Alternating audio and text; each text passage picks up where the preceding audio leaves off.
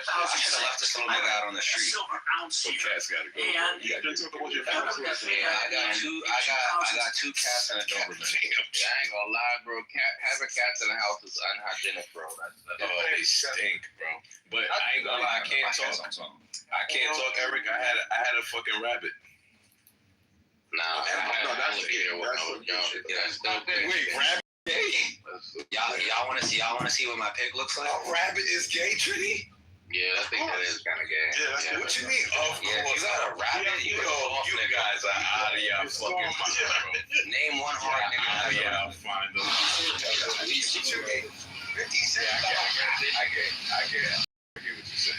The fuck, nigga said 50 Cent. That nigga was cool as shit. He was stud. What are you talking about? Wait, your rabbit was named 50 Cent? 50 Cent actually named your rabbit 50? My rabbit was what was it? It was girl. Aspen. White rabbit. That little manipulative, gentrifying little fuck. He wasn't like, he was, she was gray. Close enough, nigga. That's on the spectrum of what that nigga had. I buried her early this year, man. That nigga had a white bunny. It's rabbit. You crying, nigga? I know you will. I ain't cried, boy. My kid cried. I'm glad he dealt with that. What did he say when the rabbit died? I said he dead. He's going in. We got dinner tonight. Y'all remember when I came in here and I told y'all, I said, one person was like, oh, I shouldn't have did that. I should have told him that. Because the motherfucker was like, oh, he's sleeping. I was like, black people. Oh, I do remember that. I said, you remember that? Yeah. And I said, he's not sleeping.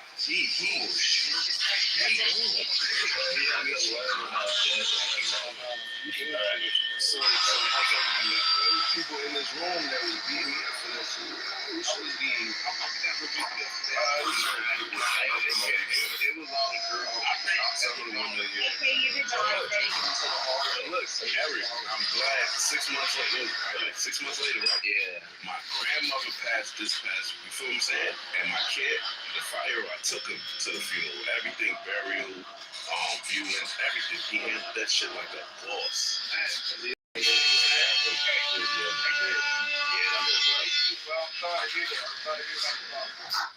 Yeah, I told you that we appreciate that too. Asian woman, she claimed Trinidad, but and she got my mother and her 5 brothers to the States. She worked in Venezuela. As a nurse, she speaks fluent Spanish. She moved to the States in the my grandmother, early 60s and 70s. She moved she was up here before that, but she moved all of her kids up here. So yeah, she was a strong woman. Too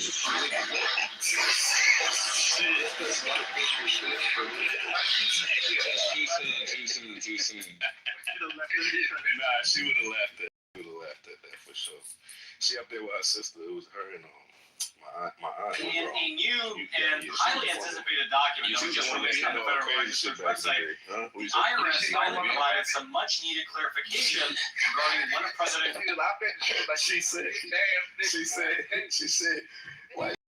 She said, why you don't eat that thing? She's Jamaican?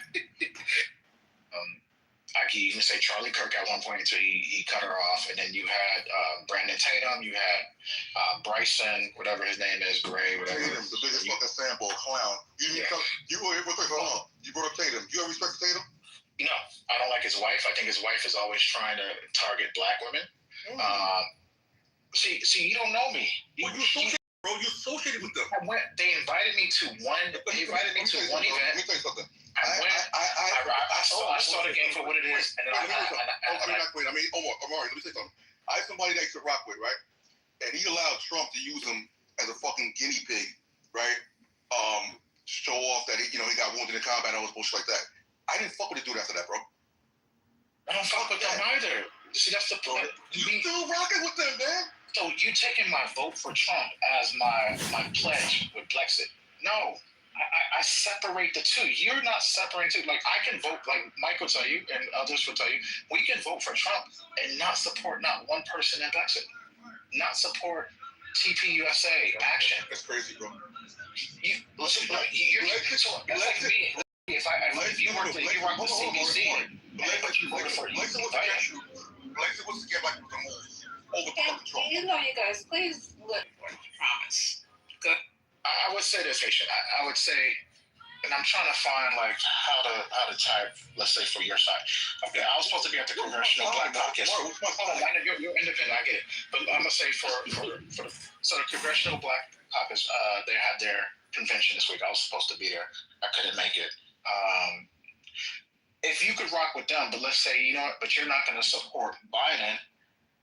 I'm not going to say, okay, you know, I'm not going to hold that against you. You like the people in the Congressional Black Caucus. You like their message. I didn't like the message of Brexit, but I still supported the policies under President Trump. Brexit was not America first. They were on some other type of shit. And me, so I could pick up on bullshit right away. I bowed out. Like, I don't want to be part of this. So you can pick up on bullshit, but you still rocking with Trump all these years later? You don't like Trump. I don't like the policies of the Democratic parties. I don't like the policies of the Democratic Party. I don't like the way they have open borders. I don't like sanctuary cities. I don't like none of that. Open borders. That's a lie. You can call it what you want to call it. Oh my God! What? You can call it what you ever want to call it. It's basically open borders. Open borders. It's catch and release. Oh, we got some more maggots on stage. Y'all want to jump in? And we got Matt. We got Notorious. What happened to Pink Pill? Well, thankfully she left, so we should all thank God. I mean, she was thrown out the room. You know how that goes. Nobody threw out the fucking room. Wait, what? Okay, guys, stop. Let me put your picture up. This is the hate that we're talking about. This is the hate that we're talking about. And the doctor hated it. No, we're not gonna do that. I never told you you have right to put my picture up. That's not this kind. Look, it's not. This is not this kind. You guys, we're just having a Okay, this is not this kind of room. We're just trying to have a conversation with other people who have different opinions than us, with different viewpoints than us. And once again, we're not here to change anybody's mind. We're just here to have a conversation. That's it. That's all we're here for. So if you want to, whatever you guys want to do as far as the way you think, the way you vote, that's your own private opinion. That's what you do in the privacy of the voting booth and in the privacy of your home. But when you're on the stage and we just want to discuss things and throw out some current events and discuss them, that's what we're here for. So, is there any other break? You guys done with your Scrabble? I have a question. Oh, go ahead.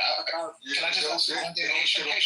No, real good. But Haitian, do you respect the fact that I don't like open, like that really bothers me? I'm done. I told you. I offend anybody. I'm done.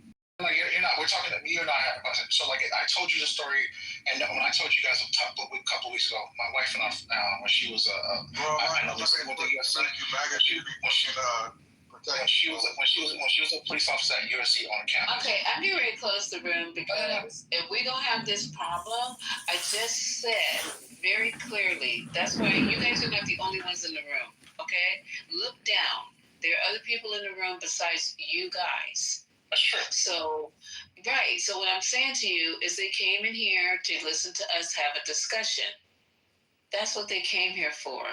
So can we have the discussion? That's just it. He asked me a question. Hold on. He asked me a question. I just want to have a follow-up question for him because I think I answered his question. Listen, Omari. Okay, so Omari, go to somebody else. Okay, But I'm happy to ask a question. Okay, someone answer my question. Can someone answer my one question? I'll answer the question, but you're misrepresenting facts. So It's not about facts. I'm talking about my own personal why I voted. So I need you to have a problem with that. I wouldn't. Do you respect that? We lost someone on New Year's Day. On New Year's Day, we lost a friend and his wife were driving home to a drunk driver. Okay. That changed us. So let me ask you a question, and just as substantive as a question you've asked, if a white person would have killed your friend, would that have led you to believe would that have made you angry with all white people? No, but this person should have never been here. Well, what I'm saying is, with that, what difference does it make if they were here? And I understand the nuance, so I'm not being facetious. I'm saying that because this happened with an illegal immigrant, or supposedly illegal, and I'm going to take your word for that. If that happened, why does this mean that? Does this mean that this is the pension of all illegal immigrants or all immigrants in general? Of course not. I'm not going to paint that broad, but that was that.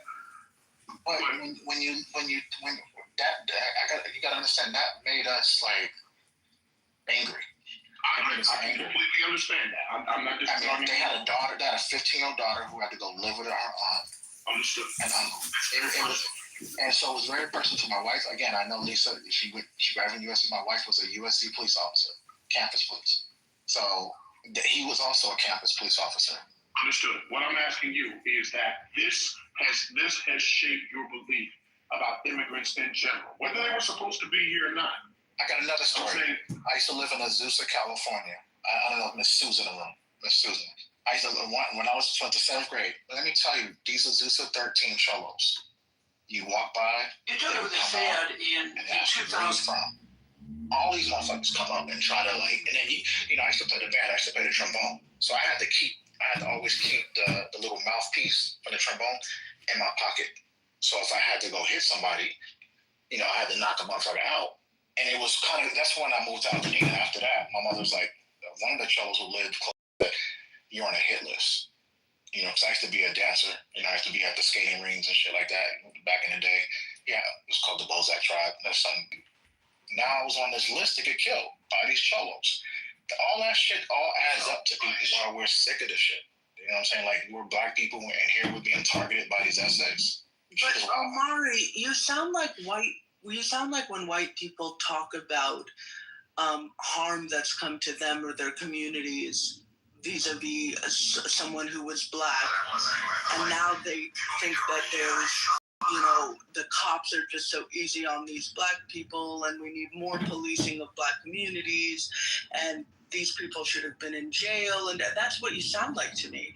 Or you don't think that? When you're being called Mayante, you're being called the N-word, my daughter, my little girl, and I could get her on the mic, she was called gorilla by these Mexicans. And this is the truth. So, I mean, this shit shaped the same thing, bro. So you're advocating for collective punishment. It made me feel like, what is the Democrat? Like, if I'm dealing with this as a black man, and because your emotions, your emotional reaction. That's how people vote. People vote with personal emotions. Your emotional reaction is 100% valid. And it's also valid for you to vote on your emotions. That is your right. You have the right to vote based on anything you want to vote on.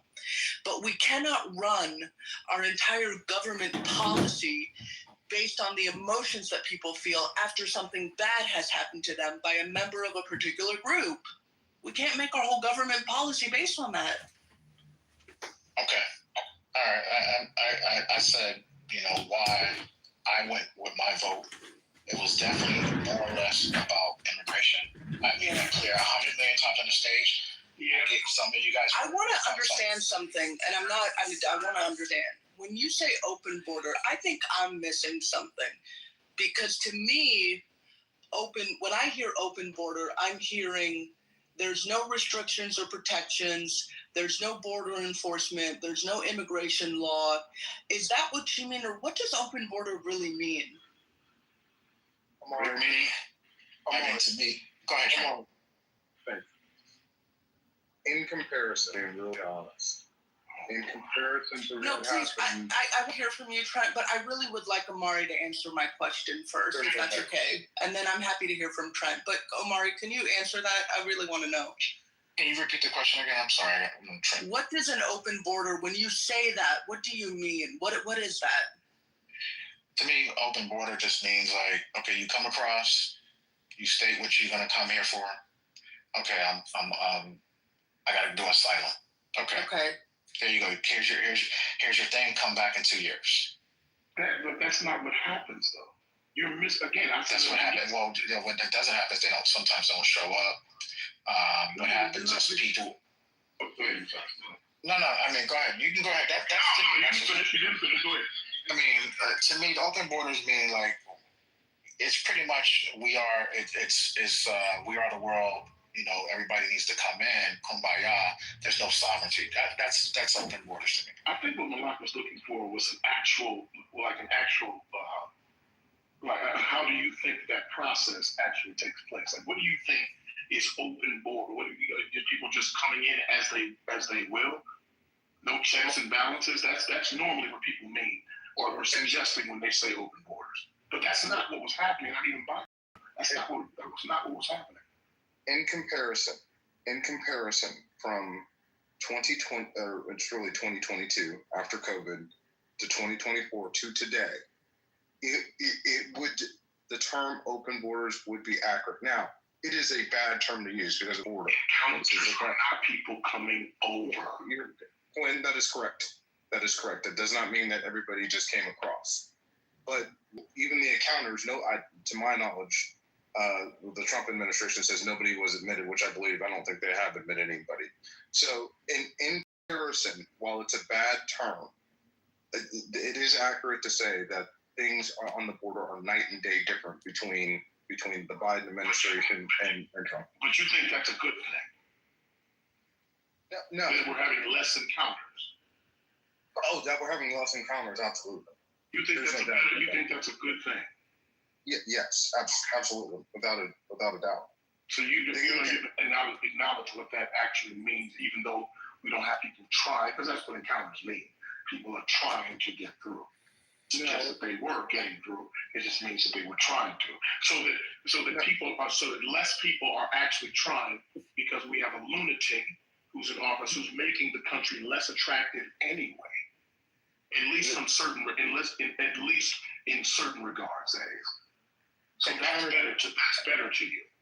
Encounters means can mean caught or released, or could mean they walked up to the border, surrendered it, and turned it asylum. And what was happening is the cartels were exploiting our asylum law. That's what was happening. And so and Biden at the end tried to close that loophole as well. They should have done it sooner than they did. And so yes, the border is now 100,000% safer now than it used to be. It is now. Quinn, I will completely agree with you. Is what we've done to in demonizing immigrants and expelling people who have been here not legally, but have been here undocumented for years, working peacefully. Is that just as bad? Absolutely.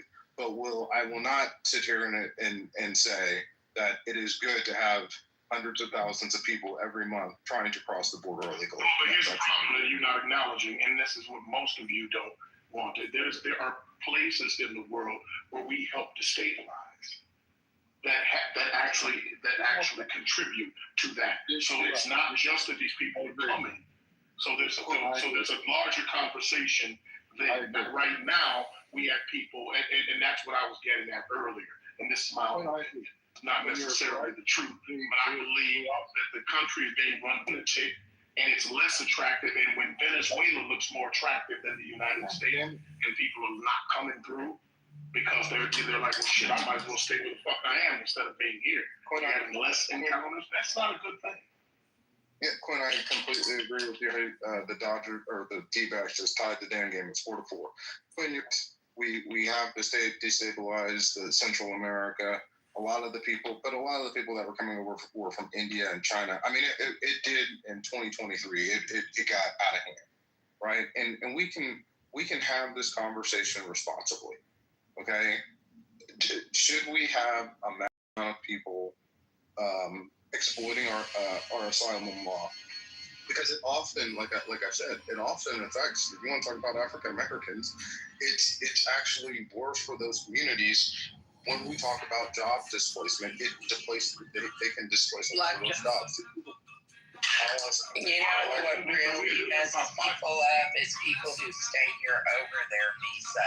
Those people are here more illegally than people that come over the border and claim amnesty.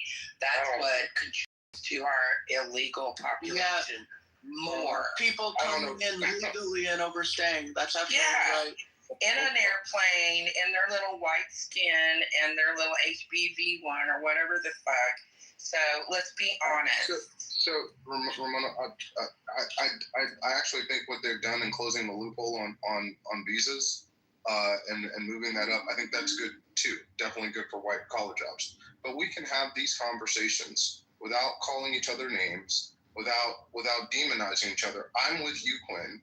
The way that Donald Trump and the administration has talked about immigrants and Hispanics. My wife is Hispanic, has been deplorable. I agree with you. But we can have this conversation responsibly and figure out a good solution instead of just attacking each other and saying that this is all good or this is all bad. Anyway, you guys have a good night. This works. Well, saying that you're wrong, that's okay. Bye. You can't leave it off. You did. The second that Trent left, he's on stage. Did y'all coordinate that? Where's what's the name at? Where's Gemini? He's supposed to shoot on mid-sentence. Ramona, I thank you for bringing up that because it wouldn't have come up had you not brought it up. It never does, but he ain't bothered to sit there. We just demonized the fuck That's out why of he the left, street. though. He had to get himself a way out. He He said, had to get his shit off. I know. no, he didn't have a comeback to what you said. Oh, no, he didn't. He just wanted to get his shit off. He always like runs somebody away was gonna off the believe stage. him. Shout out to Trent. TC, welcome to the stage. You're welcome to the conversation. I'm trying to figure out what the fuck did Trent do. I mean, I was so confused with these people, man. Y'all are confused. That's true. What Trent does is he comes on, he states what he said, and then he drops the mic like he's Barack Obama at the White House. You gotta stop doing that, man. That's wrong. That's wrong. A lot of people wait in line.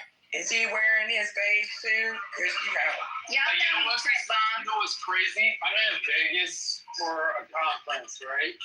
I'm in my hotel is on the Strip, and I'm not going to any casinos. I'm not going to any shows for myself. Like, it's a business trip, and I've decided I'm just gonna do business. I'm not gonna go check out any hotels or casinos or shows or anything like that. Just gotta go back to my hotel room. Productive and constructive. That's how you got to do it, brother. congratulations. Good job, TC. Good job. What's his name? What's his name has a residency in Vegas? Yeah, apparently Eddie, what's his name? Griffin he's doing a stand-up show. Oh, I love Eddie Griffin. You should go check him out. He's pretty funny. Why did Eddie go MAGA? When did Eddie Griffin go so MAGA? Remember he went MAGA during this year? Like, what was that about, yo? That was weird. I was expecting from MAGA, Lisa. It went bad. Oh, I didn't know that. I have to check. Get some clips from him. But you should enjoy Vegas. You're there for business. At least one show. Help the there. They seem to be struggling. I might check out one show tomorrow. They got a magic show at 4 o'clock. Isn't Mars in residency there? Yes, Chris Brown. That would be a Bruno. Now come on now. I would go check out at least one of those shows. Does he, Bruno? The only show I would check out, you guys are gonna laugh at me, but the only show I would go to if he was in residency is Andre Bocelli. The only show. If you guys ever get a chance to see Andre Bocelli in concert, you will cry. I took my wife to see Andre Bocelli in Philadelphia, and he sung, he did his thing. And then, but guess what? He brought his daughter out, and he did a duo with his daughter. His daughter's like 12 years old. She sings just like him. She has the voice of an angel. My wife started bawling, crying. Oh, wow. I would love to see her as well. So I was like, yeah, I'm glad I took my wife out for this because at least she had an impression on my wife because she started crying and everything. Oh my God, it's so beautiful. And I'm not a big voice of an angel.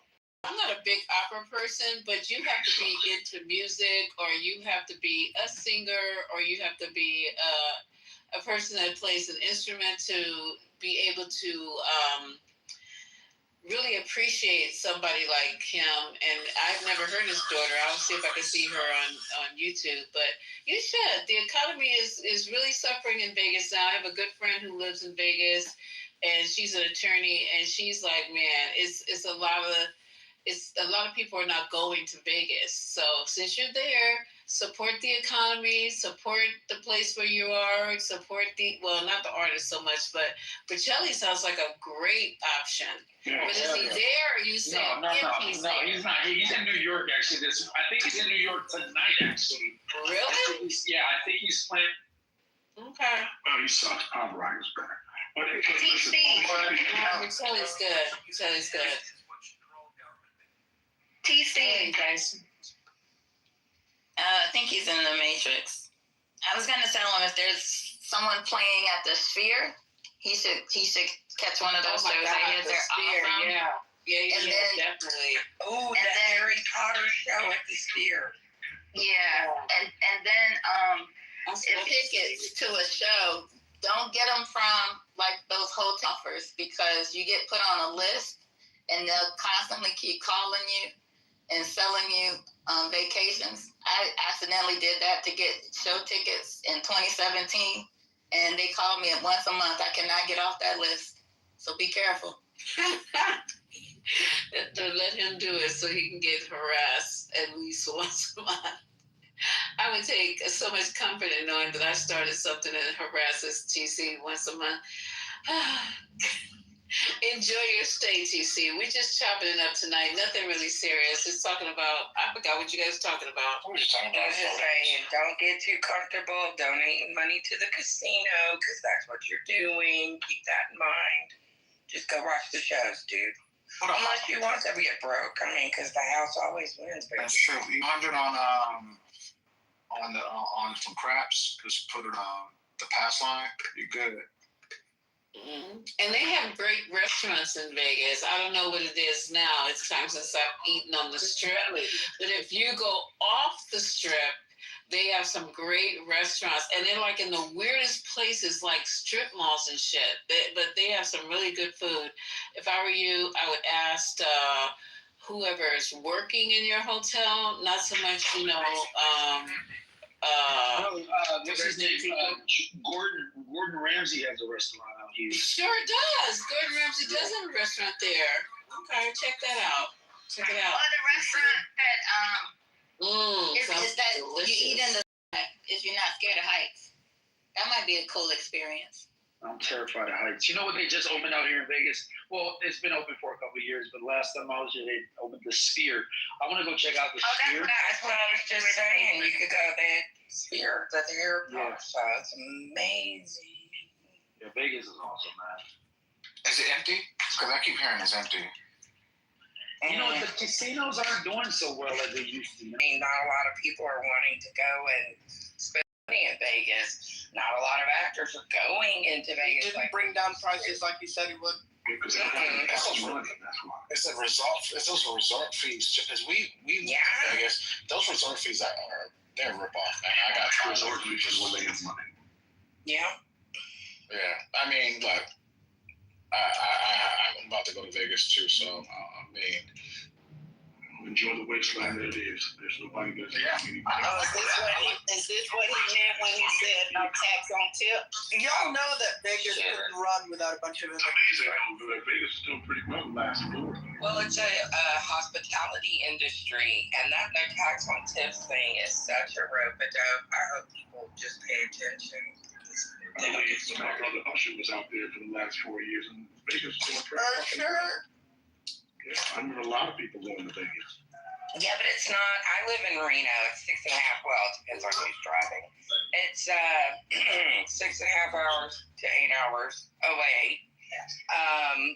And it's not what it used to be. I can tell you that.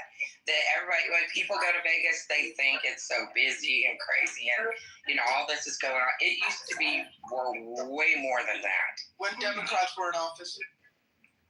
Mm-hmm. When because you know how when Democrats. Yeah, it's funny. Reno, Nevada. So I flew into the Reno Yeah, I flew into the Reno, Nevada airport and we got a casino right inside. Hold on, sir, you cut Ramona off. Ramona was speaking. Oh, my bad. My signal's not great. That's okay. You're right. They got casinos. They even got them in 7-Eleven machines. So you get used to it. It ain't no big deal. Yeah, McCarran's cheaper. Well, I mean, the bottom line is that it was a better economy. Although at least we were recovering pretty fast in the last 4 years. Until now, we're starting to trend downward because people don't have any money because their groceries cost more money and spending more gas, shit like that. How are they spending more money in gas? I mean, except for we live in California where 89 is like $5. Spending money on everything, Amari. What country do you live in? I mean, are you talking about natural gas like in your home, or are you talking about like gasoline, petrol? Everything, even the natural gas in your home.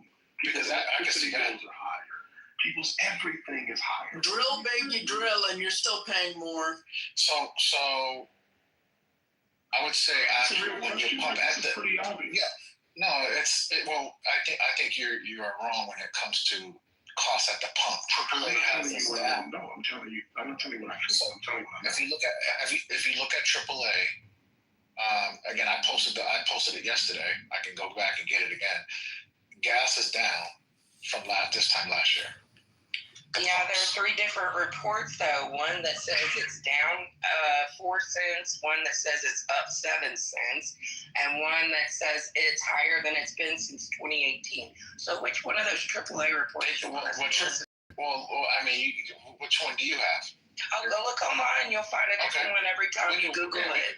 Yeah, let's try. Go ahead. Okay. I did it yesterday. You can do it today. But you're isolating. Every time you Google it, you come up with a different answer. And that's not you as in I'm talking to you specifically. I'm saying the general you. Because I did it yesterday as an experiment. And every time I Googled it, I came up with a different answer. But I'm just curious. We can't trust the Google machine to tell us how much gas a gallon is. Sometimes you got to talk to other people and ask them how much they paid at the pump.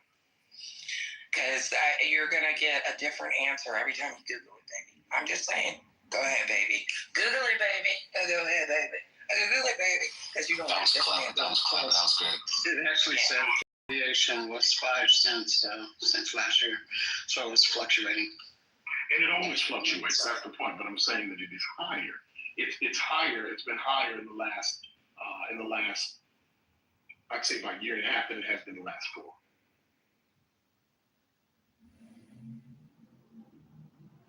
It always baffles me, this shit, but it always baffles me. Ramona always has so much good information. And I know Ramona's blind, so Ramona, how do you get your, do you read, papers, or you get your information from, NPR?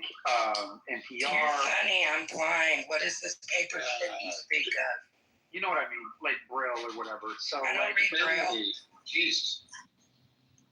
You just keep getting dumber every time you say something. Ramona's funny. She got you. Damn.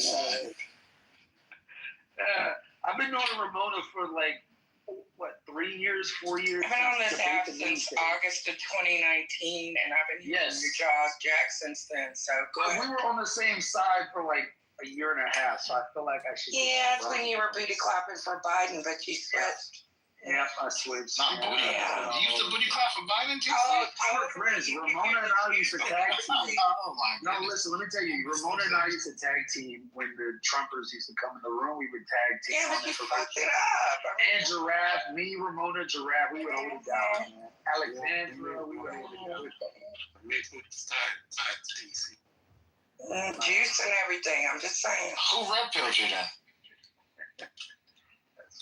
TC, who red pilled you? Man, listen, again, I just had a premonition when I started to see how people were being treated for having opinions that I shared. Because I didn't agree 100% with everything on the left. I was always kind of centered. And then one of the things that I'm centered on is choice-based education, because my background, I'm a product of choice-based education, right? So I'm a big proponent of it. But then it started to get really crazy. The liberals started demonizing people that were pro schools of choice. I was like, wait a minute, I'm school of choice. Are you guys gonna demonize me too? And then I got ran through the rabbit. And then it was a couple other issues. Like, wait a minute, I think we should have secure the borders. I'm down with like a wall. It just makes practical sense.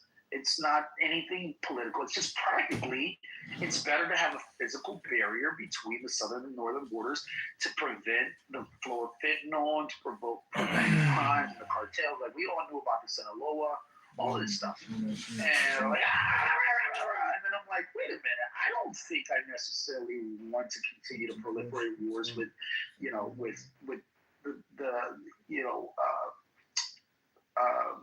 the Palestinian people. Like, I think I'm okay with us limiting the amount of interventions we have on a foreign level. So I was like, yeah, fuck this. Let me think so. I'm not with Kamala Harris. I'm definitely not with Trump. But, let's have an open primary in the Democratic Party if Joe Biden's going to drop out. And Ramona, actually, funny story, Ramona agreed with me, if I remember correctly, Ramona. We were having a conversation that very day where Joe Biden was like, yeah, I'm not gonna run. And we were like, yeah, this should be an open primary on the Democratic Party side. If I'm not mistaken, I could be wrong, but I think Ramona and I were on the same page with that. And then I got the whole, and I was like, no, listen, we didn't go for Kamala Harris when she ran for the nomination when Joe Biden got it. We did Kamala Harris as a VP. I don't think we should have Kamala Harris forced down our throat as a nominee. We should have, it was in Lisa's room. I was like, we should have. I think you got me fucked up with somebody else. No. You didn't agree with that. You didn't agree with that. You did not agree with that. You agreed that there should be but you did agree. If I'm not mistaken, I could be wrong. But you did agree we should have like a contact. It should be like a open primary type situation. No, it's like I said, you got me fucked up. Because so you were always Kamala? No, I voted Kamala all the fucking way, baby. Even when Joe Biden dropped out, you were hardcore Kamala? Yes, sir. I was definitely, and I was on Voices of Kamala every single day going on Super calls. She was my part. Maybe it's somebody else. You got me fucked up, yeah. She's like, don't associate me with PC right now. Yeah, don't put that on me. What about the virtual roll call that Kamala Harris had from Hollywood Hills? It was all clear. It was all clear. It was pre-packaged. It was performative. Everybody was told to vote Kamala Harris because that's the way the party's going. I really think that if you had an open primary, you could have had some other candidates that could have rose to the top. Who told you that would have been? Yeah, 100%. You don't believe it. Who told the delegates to do that? The party leadership told the delegates to do that. What do you mean? Okay. Come on, son. Like, you know how this works. So the party. You know how Hillary Clinton got the nom over Bernie Sanders, right? The party leadership during the primary. No. The party leadership. Stop it, bro. You're being. Well, here's the other thing: is that Bernie Sanders. What's wrong with you? Bernie Sanders is not a fucking Democrat. So there's no allegiance from the party to vote him in, no matter what the fuck it is. So then what's this with the super delegates, right? And all of that shit that they reformed after Hillary Clinton ran away with the party twice, and he lost twice. They do not have an obligation to support. Yeah, she had super delegates that were able to vote. Ticket. I don't understand why you guys find that. Yeah, because she had that's annoying because you guys don't find that hard to believe. No, because he's not a Democrat. He is an independent. He does not have a right to a Democratic ticket. What is so difficult about that? Many times he shits on the Democratic Party. He talks about the party ad nauseum. Why would anybody from that party endorse him? Does that make sense to you? You're a relatively smart guy. Why the hell would I endorse somebody who routinely shits on my program? All right, so who's your nominee going to be in 2020? I'm going to ask you. I'm asking you a question now. Who's your nominee? Question when I'm asking, would you support someone who routinely shits on your party? I would much rather support somebody who routinely shits on my party versus no. I would support somebody who routinely shits on my party versus a socialist, a democratic socialist, to be the nominee of my party, 100%, because they're no better. As a matter of fact, Yeah, but that's what Bernie is. What are you talking about? No. His voting record is 98 votes, which you guys.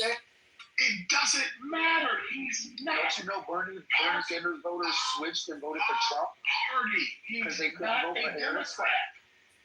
You guys are lunatics. You can't tell her when he votes. Somebody who's not in your. It doesn't matter that he caucuses with them. He's not a Democrat. There is no obligation to support him financially. There's no obligation to make sure that he gets the nomination. They don't have to do that. And he's not a part of the party. Hold on, son. I do not believe what you're saying. He's an independent. I mean, he caucuses with the Democrats, but listen, whatever he wants to do, he wants to have like card-carrying Democrats, whatever, what have you. Super delegates completely, usurped the will of the people in that election, and we know that it was rigged by Hillary Clinton. And I wouldn't say the same for Kamala Harris. I mean, she was. It seems like there was a halfway decent, fair process. But if Quinn believes for even a moment that the party leadership didn't dictate how that went down to make sure she was the nominee, I've got a bridge to sell them in New York. Yeah, but if they were controlling things, then Hillary would have fucking won, wouldn't she? She didn't win. No, she won the Democratic nomination. But she didn't win the election. Yeah, because she wasn't popular. Oh, really? She was not popular. How are you a Democrat, Reno? I thought Reno was pretty red. Nevada's purple. But how about Reno? Is that Reno pretty red? Reno's only slightly red. Because Ramona's And a it's been disabled getting more person, purple. and she knows that the Trump administration. Oh shit, we lost you. The Trump administration, what? Her mic went out. I know. Reno's like, Never mind. Reno's pretty close. No, there you are. There you go. Believes in eugenics. Well, I tell you, I went in, we've been fighting for our voting rights in the state of Nevada, and we finally got the Secretary of State to allow people with disabilities to use the electronic voting portal that our service members use. And now all this bullshit's gone on, and Anna Dick and Dumbardo have got their head up Trump's ass.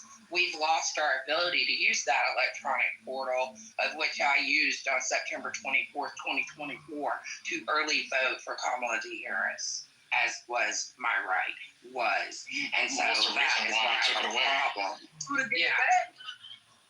Well, we still have to fight for that, It doesn't just get handed to us. We have Republican politicians that don't think that it's necessary. So we have to get past that. We got Steve Horseface and fucking Dumbardo and Mark Amadick and all these jackasses that are causing problems. That's why we're still purple and in some places actually red. But, people like me and others are fighting to get that change. We're trying to get to take freaking Dumbardo's place. It's just a process, And I'm sure you guys all know who I'm talking about. I don't have to actually say their given names because, well, the one I gave them's better anyway.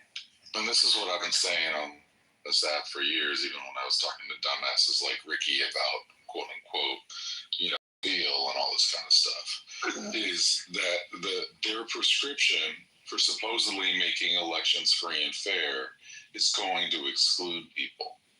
Ramona is part of the 1 in 5 American voters who has some kind of disability that needs accommodation for them to be able to vote for a whole lot of people, or at least make it very, very hard. And it should be I don't agree just with like that. it should be. I don't give a fuck if you're over me. How about that? Whoa, calm down, buddy. I said I don't agree with them. Do you want to go in the goo? Do you want to go in the goo? You're going to go in the goo. Okay, and then you can come up after. You can come up after. I don't have a problem with that, but you're not going to talk over me. So this kind of stuff where you're eliminating the opportunity to vote for people simply because they have disabilities, because of your dumbass view of how elections actually run, is exactly the kind of reason why Republicans aren't fit to govern. If you put your hand up, I'll bring you back up. I'm sorry to hear that, Ramona. I mean, I'm definitely advocate for the low vision and blind community. So if that's the case, then I'm sorry that is happening.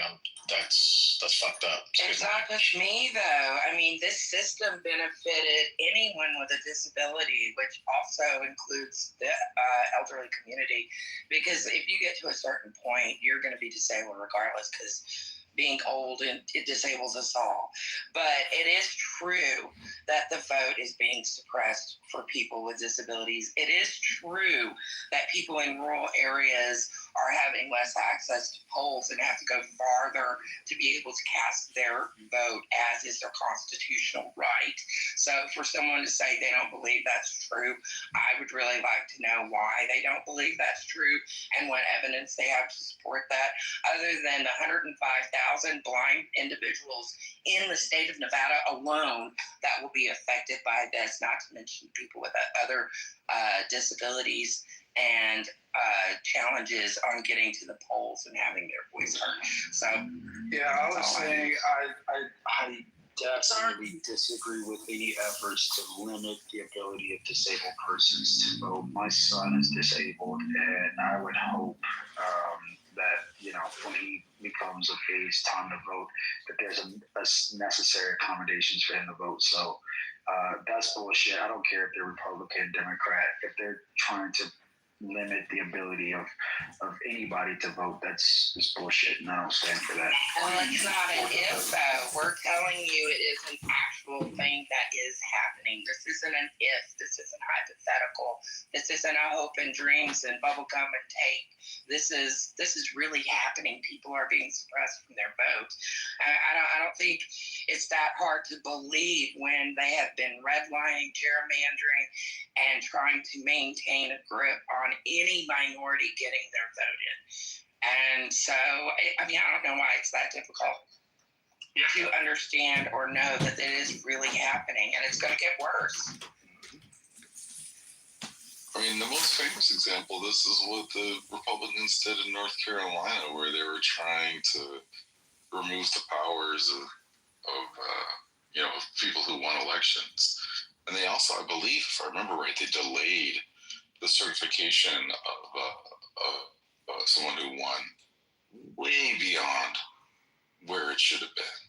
They've been playing so many games around the most basic elements of this, and it is an enormous problem. Aaron, if you can correct me if I'm wrong, didn't some Republican elected officials get accused of that and actually convicted of fake electors? Well, there's fake electors. I think what you're referring to, Glenn, is the race a while back, maybe 18. Okay. The Dan McCready race. And there was a guy who absolutely was convicted. And the messed up thing is that McCready, who was the Democrat, probably would have won in that wave election in 2018. But because of the cheating, the Republican, he was the Board of Elections or something, said they had to rerun the race. And then he ended up losing on the rerun. So yeah, that was North Carolina. North Carolina is like barely a democracy. Barely. So the only cases of voter fraud that we've had generally has been by the people who tend to rail against voter fraud on a regular basis and have actually implemented things like voter ID and things of that nature to be able to verify that people are actually voting and not this make-believe voter this make-believe voting effort to disenfranchise other people by voting multiple times with one person. And another thing that happened was that the main agencies that protect our elections were gutted. So CISA and the EAC, which are the two most important agencies when it comes to the free and fair administration of our elections, both were gutted. And the people who have been acting in those capacities are not basically they're not going to be supporting our elections, not in the way that they used to be. And one of the things that's true about our elections is that they're run across, it's over 10,000 jurisdictions across the country. And lots of times just, there's people who need help. They just need support because it's hard to run these elections, especially in counties that aren't really big. And they're not going to get the support that they need. And, that could lead, like, cheating is almost secondary. Like the incompetence and the mistakes that are going to get made are going to be off the chart. Yeah, that's definitely something that we deal with every 2 years, whether it's our general election or it's our local elections or midterm elections. You've got to make sure that when you go into your polling place, that those machines are set up and that they're available for people with disabilities. And half the time when you go in there, either they don't have the machine hooked up, they don't know how to use the damn thing, or it's broken. And they're supposed to have 2 accessible machines per polling place, regardless, period, end of report. And so they get really fucking nervous when we go in to vote, because when we go in person, there'll be people standing all over that polling place with canes and waiting, because we're not leaving until you fix that fucking machine. And so you've got to have people that are willing to do that and willing to stick it out. And also the fact that our elections have gotten so damn hinky in the last 12 years because of who. We had, not only did we have the institution of paper ballots, which had been going on for 150 years, we have had that absolutely destroyed and actually put into a light that will never recover, because you had enough people that were reading it dishonestly, and all these damn scandals of all these paper ballots being in ditches and shit. It's just crazy. Not only that, into a drawing for $1 million. You guys remember that? That was so illegal, it's unreal. Not to mention the fact that after the election, Trump even stood on a podium and said, yeah, Elon worked those machines really good in Pennsylvania, didn't he? You guys remember that comment? Because he said it right out loud. Not even one person blinked an eye. No. So what are we talking about here? We're talking about having to hang on to our right to vote by the skin of our teeth, because if they can, they're going to rip it away.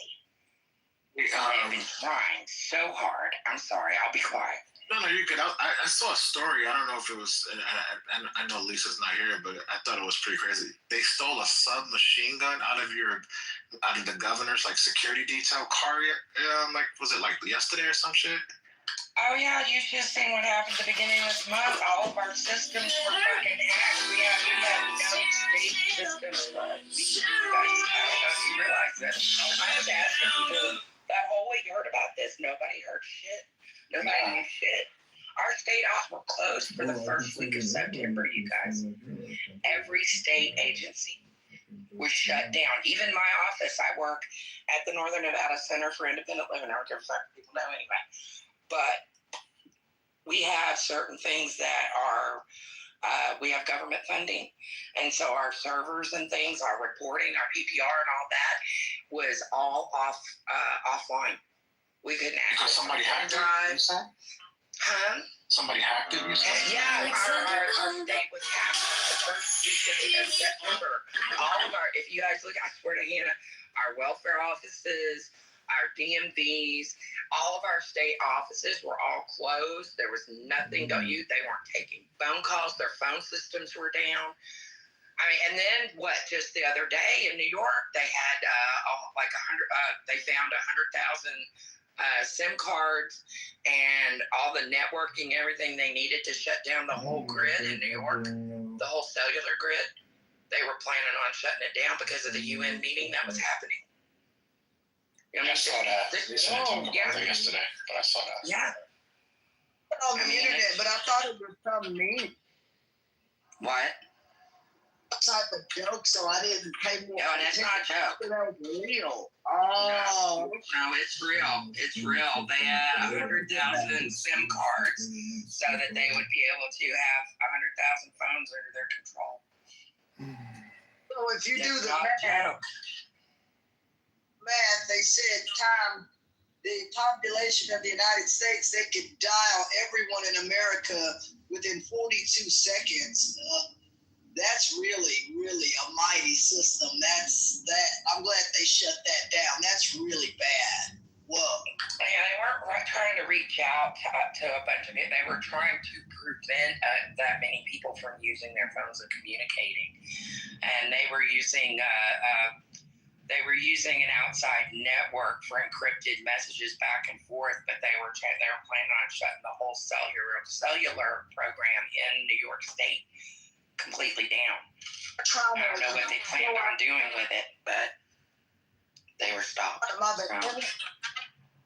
I go out there, a particular person with this network or whatever this thing. Yeah, there was a UN conference. There was a UN conference in New York. That's what the target was. Reach beyond that. You're saying you would have shut down the entire state or something. Oh, that's bad. Yeah, but that was to cover up who they really were trying to control, and that was that UN conference. Was it a UN? What was the meeting called that they had? The UN General meeting where. There you go. That's it. Where all the leaders meet up. Yeah, it was sophisticated. I mean, I was pretty impressed that they had all that equipped. Yeah, they had it all over the place, covering their ass, so it could have been really, really, really, really bad. And eventually somebody's going to be successful. I mean, this month alone, like I said, it was just the state of Nevada, but next thing you know, it could be anybody else, in their systems. And that's my fear. I think that's the only thing I don't like. I think when you have a president that's a little bit more aggressive, I think he said to Russia, tell Poland go ahead and shoot them down. I think when you start doing that, you kind of put the country at risk. I think I don't like that. Those are kind of some things I'm not really feeling right now because I don't need Russia fucking with New York City or California or places like that, trying to shut down the economy or Wall Street. Okay, you guys, let me bring you guys back around to make sure we covered everything before we I hope you guys have enjoyed the room because I have very much enjoyed the conversations that you guys have been having. Yes, they've been contentious. Yes, they've been spicy. Yes, we don't agree. I didn't expect us to agree. I have never been in a room on Clubhouse where everybody agreed. But it's the way it's handled. And then I've been even in religious rooms where it gets a little spicy and contentious, but we seem to be able to come here every single day and talk about what's going on in our country. And we're going to have to do it. If you guys like, we can have prayer room tomorrow where we all just come in and give testimony and prayer. We could do that, and we'll see how that goes. But today, in this country, there's a lot of stuff going on, and it's very troubling, and we just have to talk about it. If this is a political room, even though it says 420, it's still a political room. It's definitely a political room, and we try to deal with facts as much as possible. And I'm sorry I didn't get a chance to fact check everything everybody was saying tonight, but I'm trying to juggle things around over here. So we did talk about the person that shot up the detainee facility, and I think I forgot how many were killed. One killed, one injured, and he killed himself. Okay, so that takes care of that. It's an open and shut case, and we don't know why he did it. We don't know what. I'm sorry. Because that's in Dallas. In downtown Dallas, they already had a shooting before where a man opened fire on the crowd of people at a march. It's just really bad from a perched position. It's really, really concerning. But you guys don't want to give up your guns, though. So what do you guys want to expect? We've tried to at least, Beto O'Rourke, I know I've always wanted sensible gun laws and that kind of stuff, but at the minute that you try to say anything, you get shouted down or whatever out here. And, it's the state doesn't want to change it, but there are people that want sensible gun laws. And even when that Uvalde shooting happened, people argued and wanted laws changed because kids lost their lives. And it's up to the state to budge and make these changes because people are now losing their lives, from positions that, you no longer can defend. People are no longer going to walk into this or that. They're shooting from rooftops. That's really concerning, and it's Yeah, very but scary. But you guys don't want to give up It's your not guns. the- So it's it's not the going to state. keep happening in this country. It is not going to stop. You don't want to give up your guns. It don't matter if you have psych evals. It don't matter if you, only thing that's going to matter, red flag laws, if you have, whatever the case may be. Only thing is going to stop this is if you limit people's bullets. Maybe you can only get 1 or 2 bullets, and you'll still do it.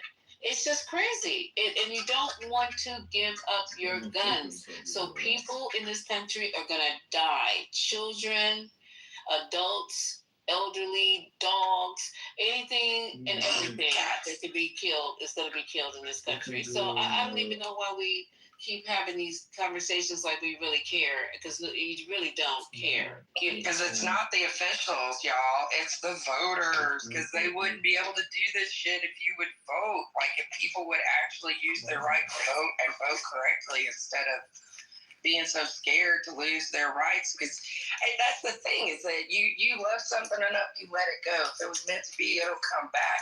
People are holding on to these damn gun rights like there's nothing else on the other side.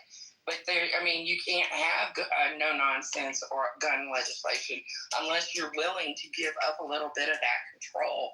So it's like a fucking chicken and egg scenario where gun violence is concerned, and it's not the state that is making these laws; it's the people voting. It's why we're being so particular about these redlining and gerrymandering. That's why we don't want these districts redrawn. Is because they're making it so that they can keep their gun rights, and so that there can't be no nonsense gun legislation in place. So if you want to be fussing at people, fuss at the voters. Because those politicians ain't gonna do nothing but shake your hand and smile to your face. But you get people voting. That's what makes the difference. I'm gonna be quiet now. Oh, Lisa, but before I stop, were you in here when TC admitted that he was booty clapping for Biden? That he admitted that he was. Yes, girl, I had him. No, tell me. You mean he was lying? He admitted that he jumped the fence, that he was booty clapping for Biden up till whenever he decided to change his mind, and now he's a Trump. So he was always a Republican. Is that what But he's a wishy-washy flip-flopping motherfucker. No, he was all about Biden. You remember when we first started on Clubhouse when we were all in Million Marathon, and then they started the debate the news, and he was all in there about Biden, da-da-da. And then when we came up for the election the first time with Trump, it was like it flipped a switch in him or something. I don't know. Yeah, but pretend like it happened in this room. I don't know. No, it was before this room even was made, Miss Lisa. No, but that's what he tells everybody. Yeah, I know. That's why he tried on the room tonight. Oh, Mona, now you guys know we didn't. Mm-hmm. Don't put that collar on me. But no, it was kind of funny actually. I'm gonna go back and listen to the replay. But y'all, I'll tell you something. There's been the only numbers that are in are from 2023, and almost 50,000 people have died of gun-related injuries in the United States. It's 47,000, but I just rounded up. That's just ridiculous. It's just no goddamn excuse for it, and it's gonna be what it's gonna be. So the next thing, let's see. Oh yeah. I don't know if anybody heard that we were talking about Jimmy Kimmel, and because it was going back and forth so long, I wanted to play the actual clip, but we'll save that for another day because I think we exhausted the Jimmy Kimmel conversation. But there was a Trump Epstein statue that was on the National Mall. They were given permission to put it up there. It was supposed to be up there for 5 days. I don't know if it made it, but it's actually Trump and Jeffrey Epstein holding hands and looking like they're running through a field of miners. I put that in. But that is removed from the National Mall. I'm surprised it lasted a day, but it's been taken down. Let's see. Who got to keep it and take it home? You know somebody did. I hope whoever took the time out to make it, because it's very lifelike. So I hope they got it. That would be I so hope they got it. funny. Oh my God! Put it in their front yard. Yeah, and that weirdo Trump is demanding an investigation into what he's called the triple sabotage at the United Nations. He made a fool of himself. Now he's saying that somebody tried to stop the escalator on purpose, that somebody tried to sabotage the mic, because when he started talking, remember, he didn't have any audio. I don't know what the third one was, but he thinks everything. The teleprompter? Yeah, the teleprompter went out too. He can't read anyway. How ridiculous does the sound to you, MAGAs in here? How ridiculous does that sound? That somebody is trying to rig his so-called speech at the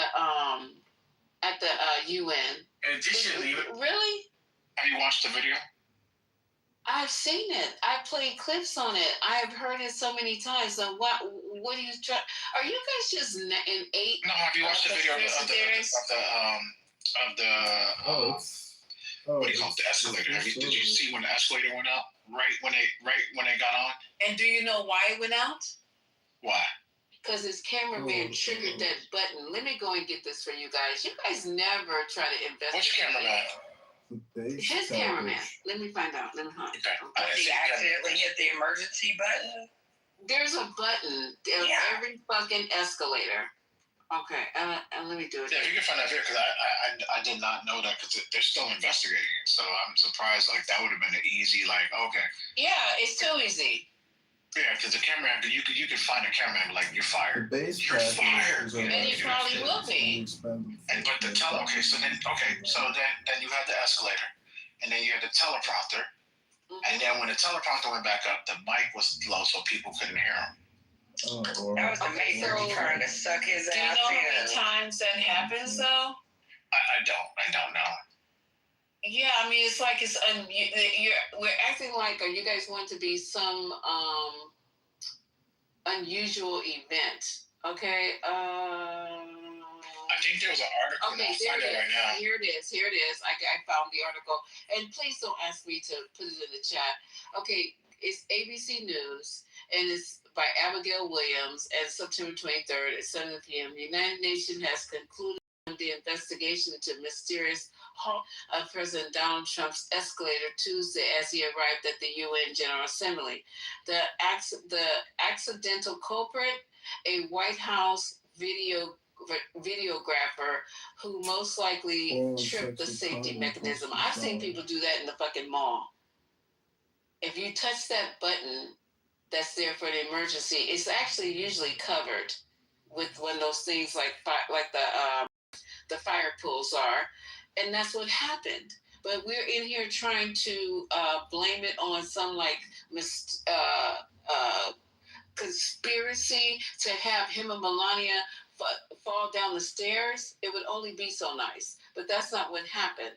The escalator stopped after a built-in safety mechanism on the comb step was triggered at the top of the escalator. The escalator mechanism is designed to prevent people or objects accidentally being caught or stuck or pulled into the gearing. Now, okay, that's fair. That's a good one. So the cameraman, it sounds like, was trying to film them. He stepped on it and that triggered it. Okay, that makes sense.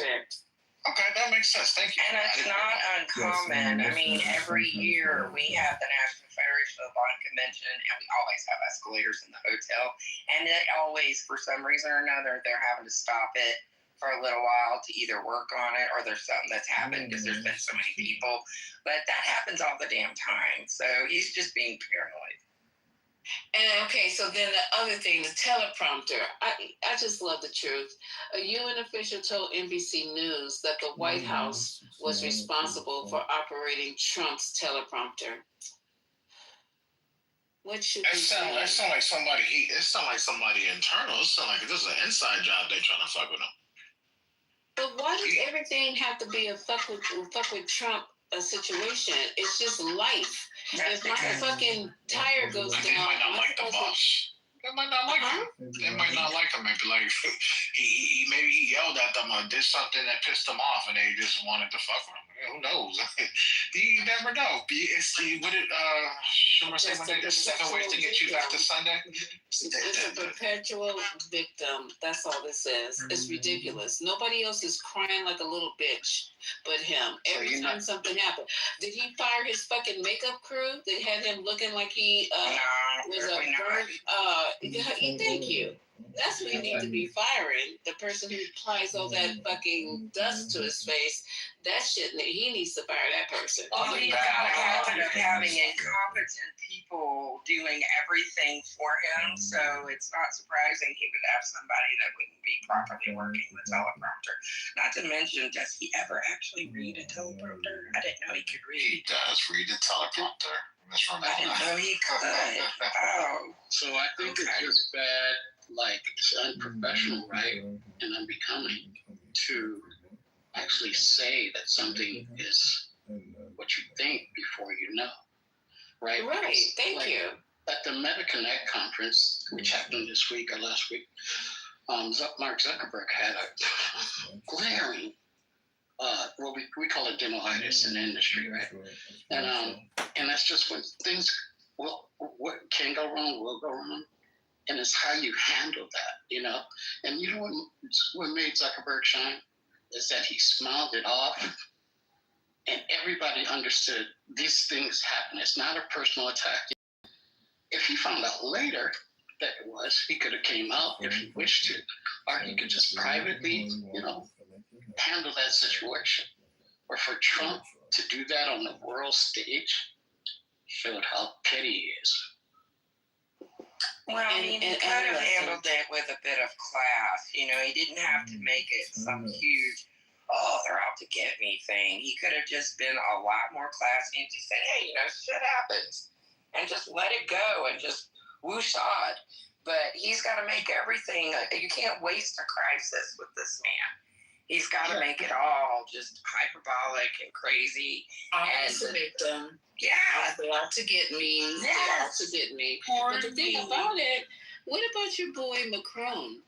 He is the leader of his country, and he had to walk for 30 minutes. Did he start crying? He probably didn't even have comfortable shoes. He had to walk because Trump had all the shit blocked off, and he called him and he said, I will be there, but you have everything shut down. And he didn't say, well, let me come and have one of my guys get you, come pick you up and bring you. No, he got out and had to walk. For 30 minutes. Macron handled that really, I think, elegantly. They made a social event of it, And last thing I wanted to say, though, about this whole thing about messaging, right, and the stature. Trump was speaking to an audience, right? And this was the world stage. They're not interested in his escalator. They can understand that things happen. What they're interested in is how he's going to integrate, America and policy and all this other stuff. And that's about less than 5% of what we heard in that speech. Right. And he just bitched about, what was wrong, who trying to sabotage him, talked about what he did for 7 wars. He literally lied for an hour and making us look dumber than people already thought we are.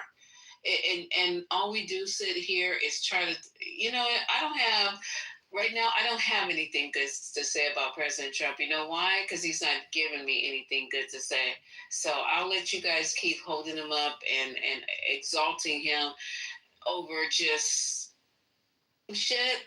Really, I would love to have my wish would come back, and I really wasn't a fan of him. I'll even take George Bush, the son. I couldn't stand him. What's fucked up is that I would take anybody at this point. Yeah, we take Nixon over this shit right now. Yeah, I would. I would take Nixon. Because, I mean, he could peace sign it right on out the door. I'm not a crook. Because he said I'm not a crook, and we don't care anymore. I'll take Reagan, I'll take Nixon, I'll take fucking Lyndon B. Johnson. They will sit in your face and they will tell you the truth. They'll play their games. They'll play their games, right? Right, but they still took care of America at the end of the day. If they take a shit, they're going to sit Millions of Muslims and soldiers have been hurt because I think Bush policies were horrible. Oh, totally. Oh, well. I can't. He's a wonderful. And its history goes all the way back to 380 BC. Its recipe is simple. Like completely natural. Oils with olive oil, oil, and water. Don't underestimate it. It not only cleans effectively, but also moisturizes your skin. Even today, it remains widely popular. But you might be surprised at how labor-intensive its production is. Craftsmen first press olives into an oil-water mixture, then continuously heat and stir it for 3 days until it becomes a thick paste. Next, they pour the hot paste on the floor, sprinkle soap powder on top, and transfer it into wooden molds. It sits for 2 days to cool and harden. After solidifying, the craftsman trim the surface with a spatula, cut it into neat bars, and stomp each one with a unique seal. The stamped Aleppo soaps are stacked with gaps in between to allow complete drying, usually for at least 6 months before being. And the standards have been raised so that you don't qualify. So I lost my Medicaid this year because I made $300 a month too much. And so now I'm having to pay not only $185 a month for my Medicare premiums that I'm having to pay out of my pocket now, my rent also got raised to $165 a month, because of the way that they're calculating housing right now, too. This is crazy. So my bills went up $360 a month this year, and that may not sound like a lot to you guys. No, that's a lot. 300, yeah. I'm blind and I work, but I only work part-time, so I can stay under my income cliff, because otherwise I'd lose a third of my income. So not that it matters, but I only make $2,900 a month. So getting $360 of that a month chewed out for nothing it hurts. It hurts a lot. I mean, I'm not like wondering where my next meal is going to come from, but it's definitely a squeeze. And the first thing you do is cut the fat. So I have no subscriptions or anything like that are extra. I think I still have my Netflix, but that's it. So, and I know I'm in a much better position than other people are in right now. So if you think it's squeezing me, can you imagine what it's doing to people who are one incident away from being homeless, from being, absolutely out there with their ass hanging in the breeze and nobody caring. So that's the thing that we're all having to deal with on varying and different degrees, and that's why we're all so fucking upset. And if people can't understand that are supporting Trump, then fuck them and feed them fish heads, because man, this is some crazy shit we're having to live with, and they voted for this shit, but we're all having to suffer for it. And so by damn, yes, we're fucking mad. So there. I think something else that's happening is that America's kind of playing itself right now, because at the conference, I watched the whole thing, right? So I pay attention to the private meetings and all that. And what happened afterwards was interesting, because Trump basically met with, what is he called, the UN Secretary General, Antonio Guterres, and he basically told him that, we're the steadiest behind the United Nations for 90%. He called the UN incredible, really incredible. That's not, I think that's like an about face of what he said on the stage, right? He did a bunch of other statements. He did deals that showed he was conciliatory and he was supportive. He's probably in a position where he had to, especially support Ukraine. But what I really think this goes to is that we're losing credibility.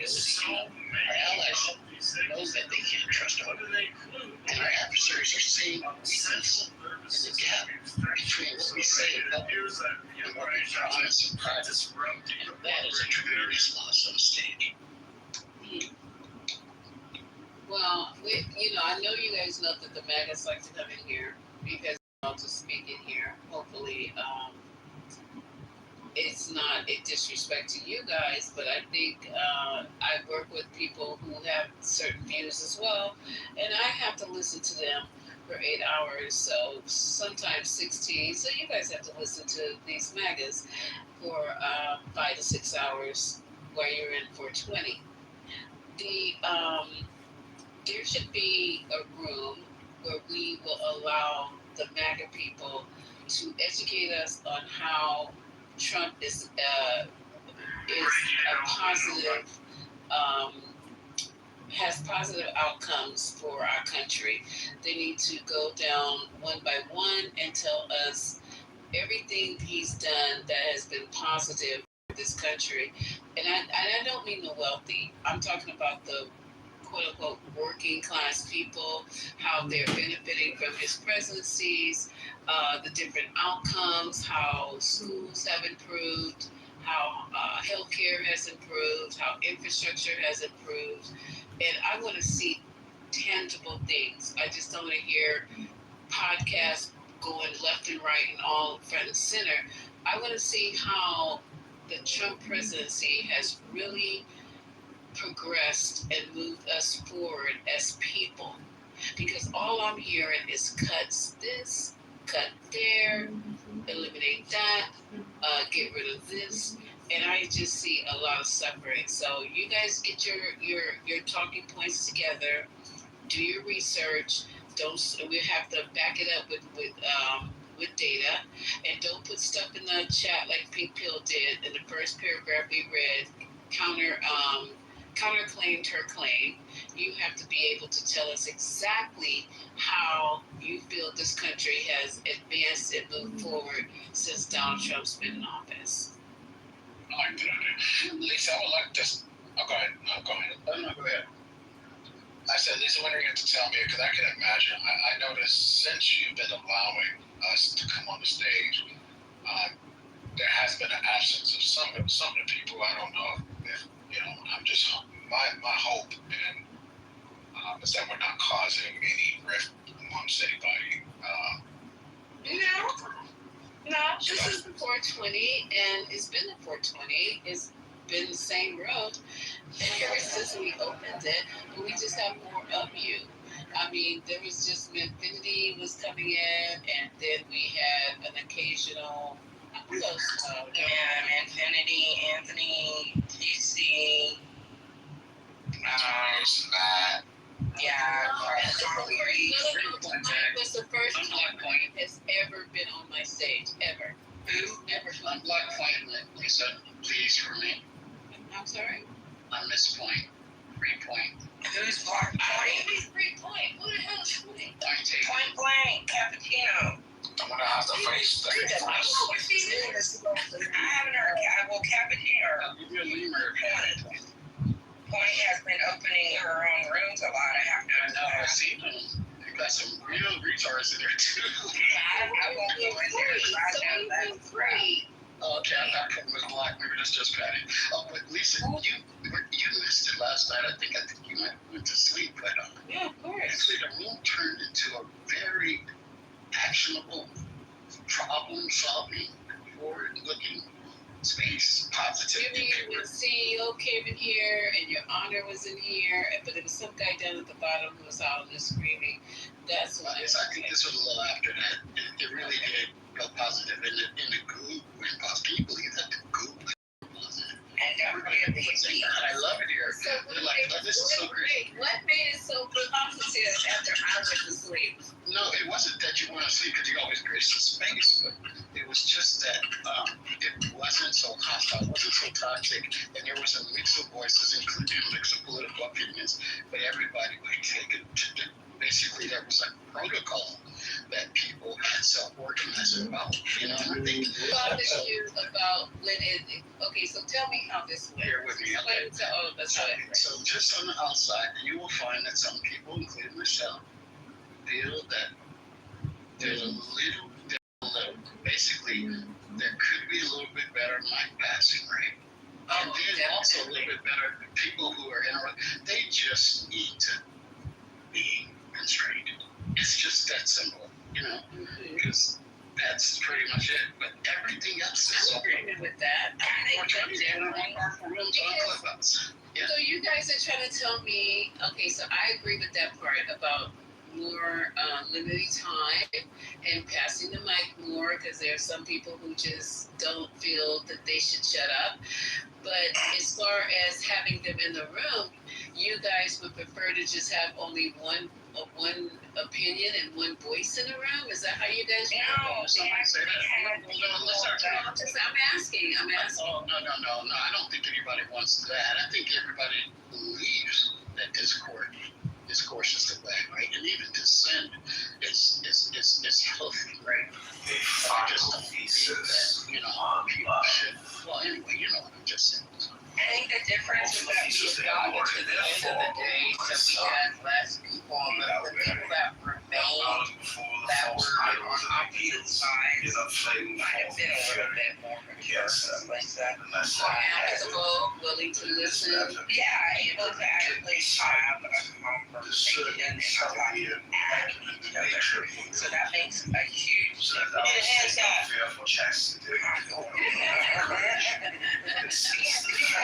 We have a lot of those.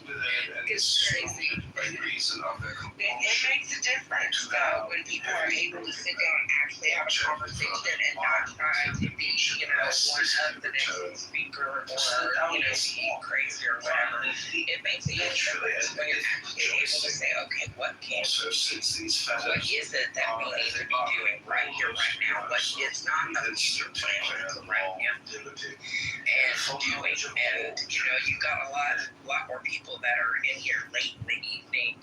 One, they're exhausted and they don't want to fight, bitch, and argue at each other anymore. And two, a lot of times it's people who actually are supporters on one side or another, because I think you have a lot of people that are formative when it comes to spaces like this. They will act a certain way to basically roles. And later you have people that actually want to talk, that have salient points, whether they're right or wrong, different. And so I think that's the big difference. And I don't know how you can make that happen here in prime time, because I think you've got people that are so much in here just to be, noticed, and so that they can run their head. And I know I'm talking, so I will be quiet on that note. So contentious times and coming up. We got the midterms coming up. There's so much going on in this country. I didn't even talk about the Jasmine Crockett thing where she was called out of her name. I didn't even want to start that in my room because I knew that it would get completely out of control. We have people who are just literally like now trying to shut down this government and not even want to include. We are not talking about the Department of Education, how that's affected the school systems in your state. We are not talking about all the things that are going on that has happened. There's so much shit every fucking day. You turn on the news, there's another shooting. A man got shot in his neck. We got people being canceled because they're trying to speak. We have CEOs who don't want to say anything that are running major companies about how terrible the economy really is because they're afraid. I read this article last night and I was really quite shocked when I was reading the article that we have grown-ass successful businessmen running major companies afraid to speak up about the effects of this administration is having with the tariffs and all the other things that are going on. Literally afraid to speak up. So, I mean, where are we at here?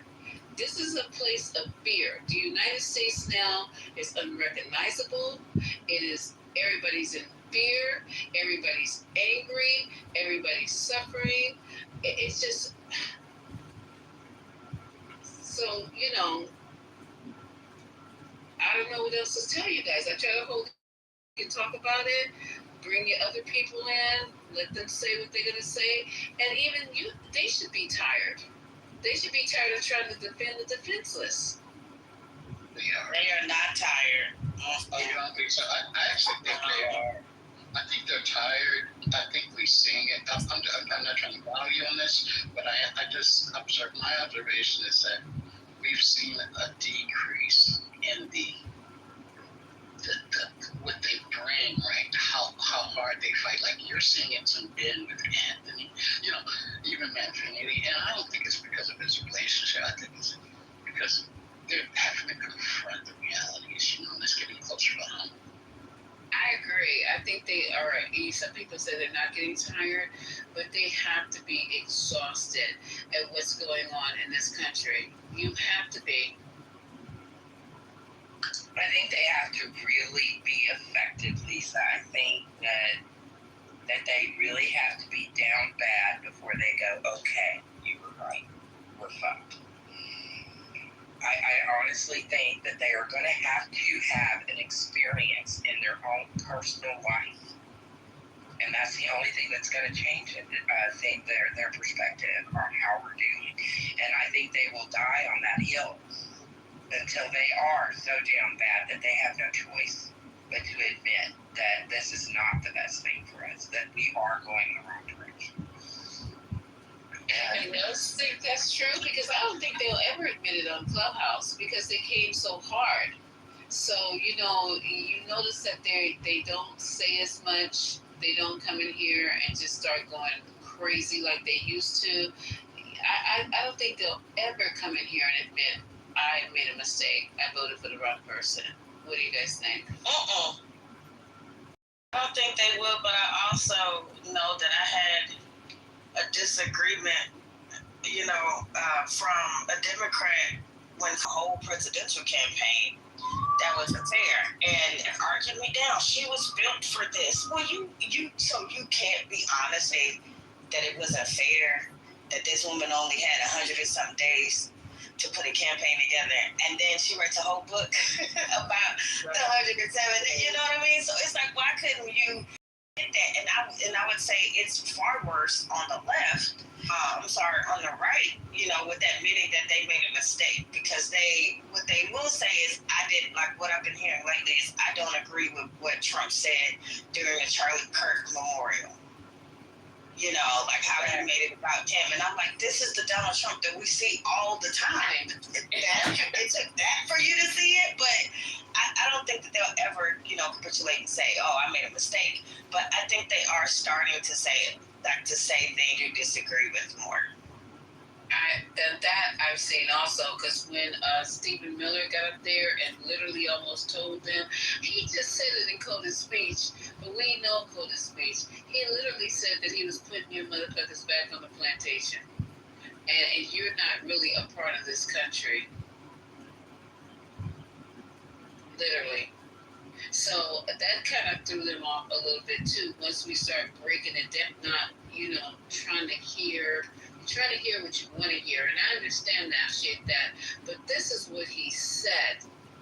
This is what this man said, he mentioned every country that was almost a pure white country. There's no such thing anymore, but he mentioned all of them as being the ancestors and the forebearers of this country, when he knows good and fucking well that black people are here probably before his people. The nerve. You can't take anything that guy says seriously. That guy is a pencil. You have to take it seriously. You have to. Yeah. Because he's writing legislation. Yeah. No, he's not. Right? He's not. Yes, he is. Stephen Miller is definitely the architecture of all of it. Yeah, absolutely. But if you say that, then so are everyone else, right? No. You don't have to say that everyone else. No, if everybody else in Project 2025 is also writing legislation, including Trump. Because Stephen Miller has his ear more than anyone. He's in closer proximity to him. I think Stephen Miller is driving Trump more than Trump driving someone. Yeah, that's what we're saying. Yeah. But Joe, don't you think that Trump it's not that we can't take him seriously. It's that we can't trust him, right? That's what you're saying. No, I mean, he's the president, right? So you have to take him seriously because of the power of the station. What you don't have to take is his serious connotations that delinquish free will and independence. But he has all the power to say those things. He has all the power to claim that he can influence the Constitution when he can't. The real challenge is opposition. When are the American people going to organize and realize that he wants to be a dictator and he does not want to be a president? No other president has done this. Has tried to limit the media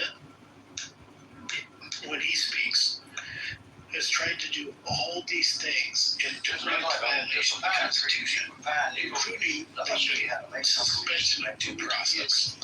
And we used to call it Sprite. We're going to wash these up a little bit. Speaking on that, keyboard duty. Get some of the bugs out. Oh, wait. So, it's laughing hard, man. Okay, sorry about that. Not cool.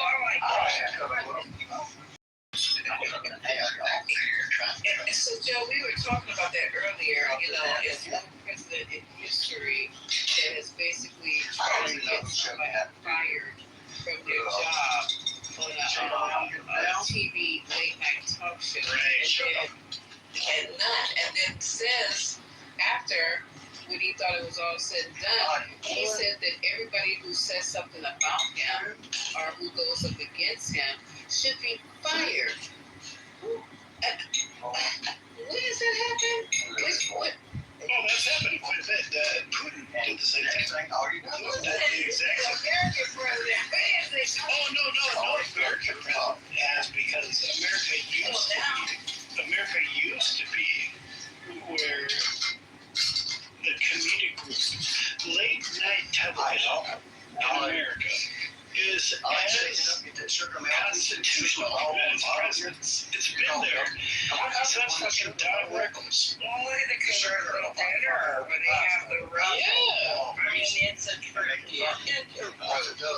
Yes, it is a tradition. And they stand there and smile and grin. We got them all made up. You know, and because they were duly elected. I thought they were going to do that this year with him. Can you imagine that dinner? They did. He didn't show. Yeah. Actually, I wasn't invited. I'm sorry, he wasn't invited. That's okay.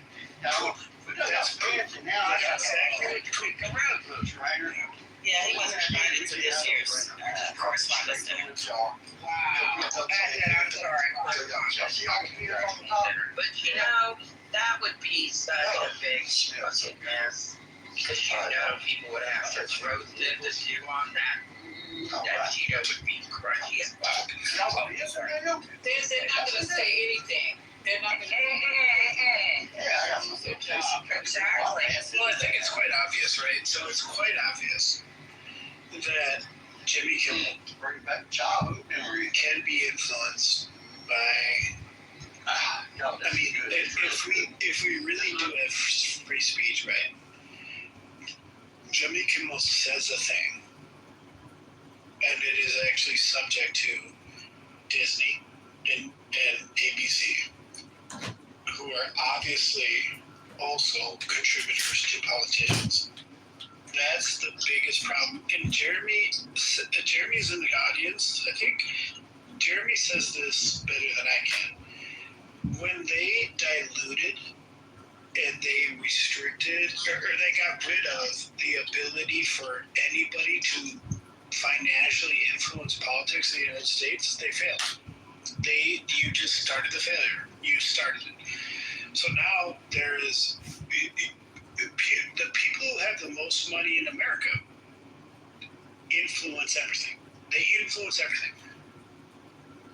They might make it seem like late show hosts have free speech, but that's not true. They actually influence everything. And America is now just a place of American oligarchs. Yeah, but did you listen to his show last night? Yes. Clap back. Good.